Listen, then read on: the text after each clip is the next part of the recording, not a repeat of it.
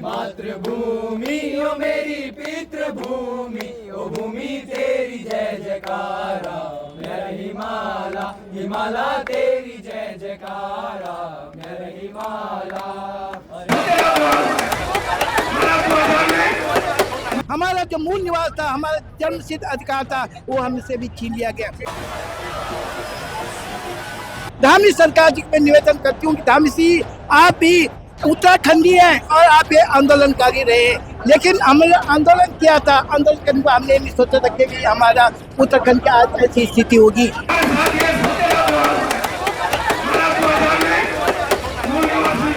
उत्तराखंड मांगे भू कानून। आज हमारी बदौलती पे तुम नौकरी कर रहे हो, नौकरी के तरीके से नौकरी करो, नहीं तो अगर हम सड़क पे उतर गए तो फिर हम या तो मरेंगे या मारेंगे।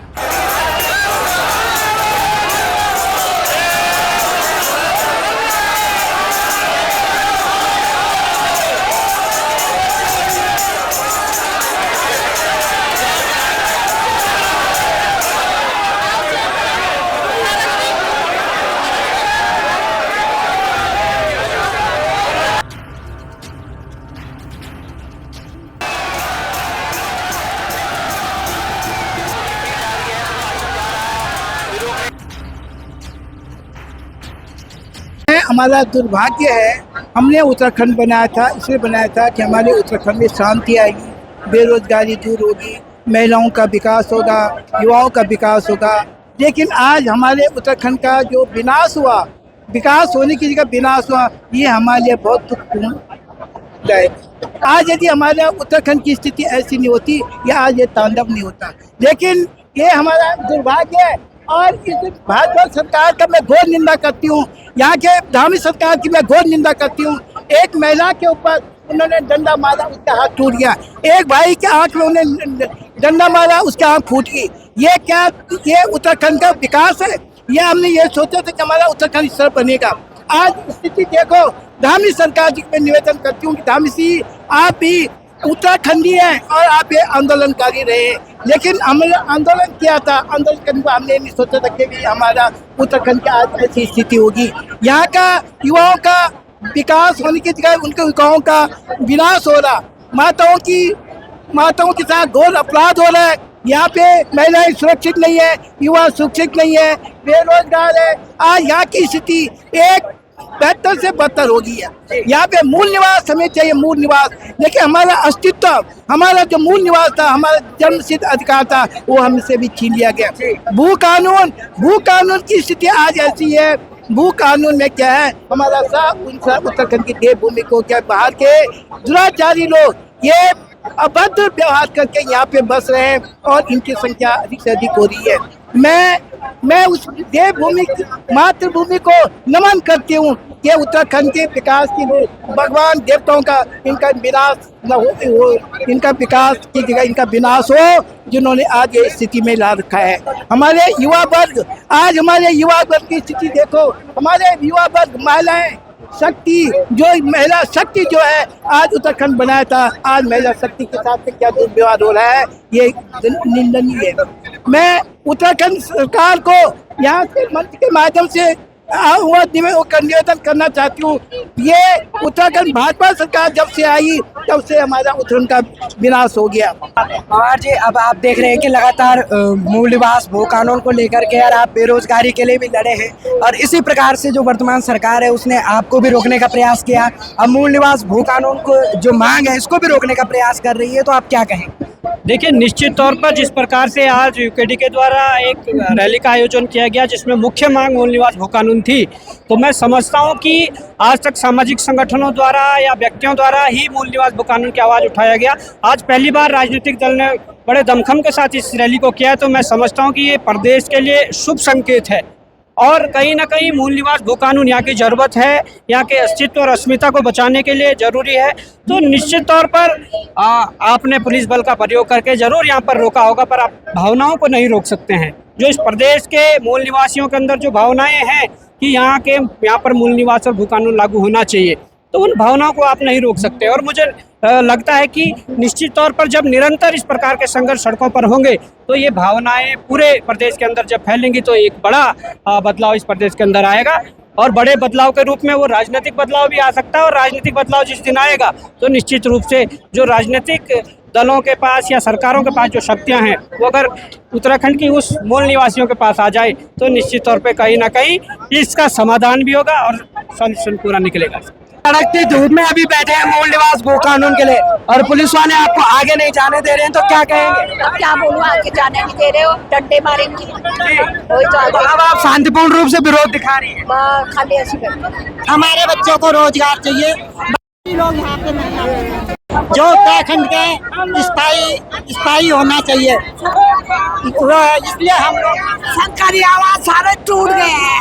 अरे हमारे बच्चों को नौकरी देने का नाम नहीं है, बाहर के लोग वहाँ नौकरी पे धरे जा रहे हैं। हमारे बच्चे प्राइवेट काम कर रहे हैं। हम चाहते हैं हमारे बच्चों को सरकारी नौकरी दे। हमारे बच्चे अपने उत्तराखंड बना के कुछ नहीं मिला। जब हमारे बच्चों को नौकरी नहीं मिली तो हमारे बच्चों को कुछ नहीं मिला। तो हमारे बच्चों को हम नौकरी चाहते हैं कि हमारे बच्चों को सरकारी नौकरी मिलनी चाहिए। बाहर वालों को बाद में, पहले उत्तराखंड वाले बच्चों को। बच्चे पढ़े लिखे घर में बैठे हुए, उन्हें कोई नौकरी नहीं है। यहाँ की जमीन बाहर वालों को बेच रहे हैं और यहाँ हमारे कोई सुविधा नहीं है। बच्चे पढ़ लिख के घर में बैठे हुए हैं, कहाँ जाएंगे हमारे बच्चे? कटोरा लेके भीख मांगेंगे हैं? सरकार को होश पे क्यों नहीं आती है? 4 करोड़ की संपत्ति डाक पत्थर में बिक रखी है। 4 करोड़ की संपत्ति, 4 करोड़ की संपत्ति क्या कह रहे हैं आप? 4 करोड़ की संपत्ति डाक पत्थर में बिक चुकी है। अभी हाल ही में वहाँ जो है, जो हमारे जो स्थायी निवास है वो हटाए जा रहे हैं वहाँ से। उत्तराखंड मांगे भू कानून। अब आगे जाने भी नहीं दिया जा रहा है, क्या कहेंगे? सर ये तो सरकार की गलती है और इसमें सरकार को लागू करना चाहिए। हम लोग भी उत्तराखंड आंदोलनकारी हैं और हमने देखा है कि कैसी कैसी परिस्थितियों में ये उत्तराखंड बना है और हमने बहुत मार खाई है। यहाँ देहरादून में मसूरी गोली कांड जिस दिन हुआ था, हमारे मचगांव सकलाना के एक कुमैची थे, उनको आर पार गोली मेरे सामने लगी थी, बहुत बुरी तरह से जो है जख्मी हुए थे। ये उत्तराखंड जो है किसी उस पे नहीं बना है, खैरात में नहीं मिला है हमें, ये बहुत बड़े बलिदान के कारण मिला है। और हमारे जो नेता हैं, जो लोग वर्तमान में जो सरकार है और जो मूल निवास ने जो है, हमें 1950 चाहिए। बाहरी लोग आ गया है उत्तराखंड में, इसी समय इस 10 साल में जो है जो डिविडेंड है वो बढ़ गया है। 30% जनसंख्या बाहरी लोग आ गया है। कहाँ से आए ये बाहरी लोग? उत्तराखंड तो खाली हो गया गाँव। अभी 2026 में जो है परिसीमन होने वाला है। कम से कम जो है 4 सीट कट जाएगी आपके गढ़वाल कुमाऊं के, पहाड़ के लोगों के कट जाएगी। सब जो है वो क्या फायदा रहा है उत्तराखंड बने? एक दिन फिर ये यूपी में जो है मिल जाना है, कोई फायदा नहीं है। सर आपका नाम क्या है? सबसे पहले तो आप हमें अपना नाम। राजेंद्र सिंह रांगड़ में टेरी से हूँ। जी रांगड़ जी, आप देख सकते हैं कि लगातार मूल निवास भू कानून की मांग होती है, बेरोजगारी की मांग होती है, लेकिन कहीं ना कहीं हम ही इन लोगों को अपने सर के ऊपर बिठा देते हैं और तब बाद में इसी प्रकार का उग्र आंदोलन करते हैं। ये लोग जो है फिर पुलिस प्रशासन के माध्यम से, अन्य किसी माध्यम से जो है हमें रोकने का प्रयास करते हैं। तो क्या कहेंगे? जब ये राज्य बनाया था, जब ये राज्य के लिए संघर्ष हुआ था, लड़ाई हुई थी, ये कहा गया था और लोगों को उम्मीद थी कि कोदा जंगलों खाएंगे, उत्तराखंड बनाएंगे। इस नारे के साथ इस राज्य का निर्माण हुआ था और लोगों को लगा था कि अपने लोग नेता होंगे, अपना मुख्यमंत्री होगा, अपना अधिकारी होगा, तो ये नौबत कल के दिन नहीं आएगी। आज जब बहुत साल बीत गए तो लोग अपने आप को ठगा महसूस कर रहे हैं कि वास्तव में जो आपका सवाल है कि कहीं ना कहीं हम उस चीज़ को महसूस नहीं कर पा रहे हैं कि जो 42 लोगों ने जिस उद्देश्य के साथ इस राज्य के लिए शहीद हुए और जो हजारों लोगों ने जो आंदोलन किया था, उन सब घटनाओं के परिप्रेक्ष्य में अगर देखें, आज जब 24 साल बाद बीच में भी पिछले 4-5 सालों से कुछ ना कुछ आंदोलन हो रहे हैं, लेकिन कहीं ना कहीं बहुत देर से हम लोग जागे हैं और अब ऐसा लगता है कि जरूर उत्तराखंड के हमारे पहाड़ के जो मूल निवासी हैं वो व्यापक स्तर पर जो है जागरूक हो रहा है। और अभी भी मुझे लगता है 20 से 30% लोग ही इन चीज़ों को समझ पाए हैं। जिस दिन लोगों को यह समझ में आ जाएगा कि मूल निवास है क्या, मूल निवास की जरूरत क्या है, मुझे लगता है उस दिन पूरा पहाड़ सड़कों पर होगा। और आज भी लोगों को धीरे धीरे जो ये समझने की जरूरत है। जब गरीब के पास झोपड़ी नहीं, खाने के लिए साधन, तो हाई एजुकेशन कैसे पढ़ सकते? ये गरीबों को लूट रहे, बाहर के लोगों को लीज पे जमीन को दे रहे, और यहाँ का गढ़वाली जो माफिया नहीं था वो आज इस उत्तराखंड के अंदर माफिया बन गया। 10-10 मकान किराए पे लगा हुआ। अरे वो तांत्रिक प्रयोग कर रहा, कहीं स्वर की प्रक्रिया करा रहा, कहीं बकरी का, कहीं मुर्गी का। मैं कह रहा गाय पाल लो।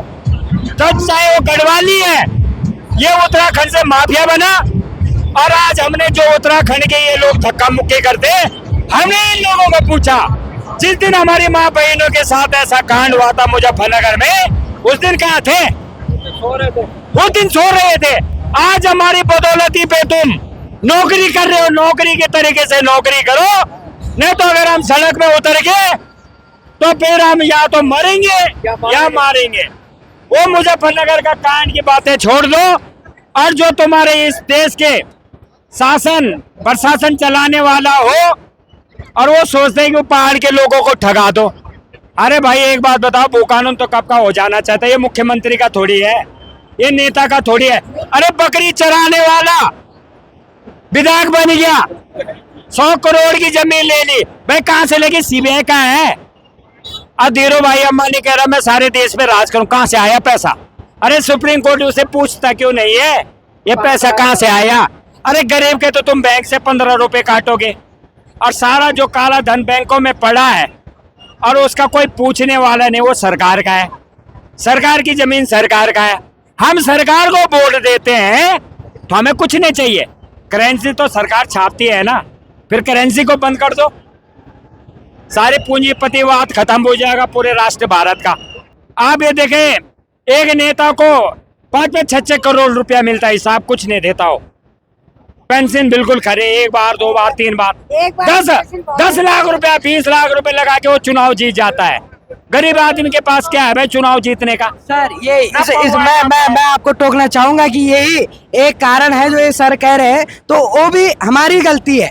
हम लोग वोट देते हैं तब जाकर के आगे बढ़ते हैं। तो जब हम वोट दें तो उस समय हम उस व्यक्ति का चयन करें कि जिसे हम वोट दे रहे हैं क्या सचमुच वो हमारे कार्य करने वाला व्यक्ति है, या फिर जैसे सर कह रहे हो पूंजीपति बनने के लिए मात्र उस पोस्ट पर आ रहा है।